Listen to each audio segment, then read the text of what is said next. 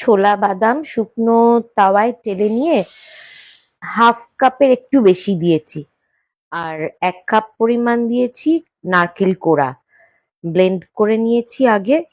তারপরে ওর মধ্যেই দিয়ে দিয়েছি কারি পাতা, কাঁচা লঙ্কা 4টে আর আদার টুকরো। আবারও ব্লেন্ড করে নিয়ে এইরকম পেস্ট হয়েছে। তার মধ্যে মিশিয়ে দিলাম লেবুর রস, একটা গোটা লেবুর রস। এদিকে একটা তড়কা প্যানে 1.5 চামচ মতো সাদা তেল নিয়েছি। তার মধ্যে দিয়ে দিলাম হিং ফোড়ন আর হাফ চামচ সর্ষে দানা, কালো সর্ষে দানা আর শুকনো লঙ্কা দুটো ভেঙে দিয়েছি, কয়েকটা কারি পাতা।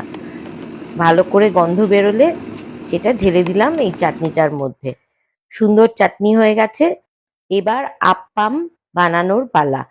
তার জন্য নিয়ে নিয়েছি ব্লেন্ডারে আবারও 1 কাপ সুজি আর ঠিক সেই কাপের পরিমাণেই 1 কাপ দই। তার মধ্যে দিয়েছি 1 চামচ লবণ আর 1 চামচ চিনি। মিহি ব্লেন্ড করে নিয়েছি।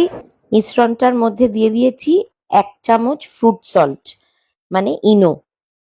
এবার আর কিছুই না, তাওয়া গরম করে তার মধ্যে 1 হাতা করে দিয়ে ব্যাস তৈরি হয়ে গেল সুন্দর আপ্পাম। জলখাবারের জন্য আদর্শ খাবার। একবার অবশ্যই বানিয়ে খাবেন। খেতে খুবই সুস্বাদু।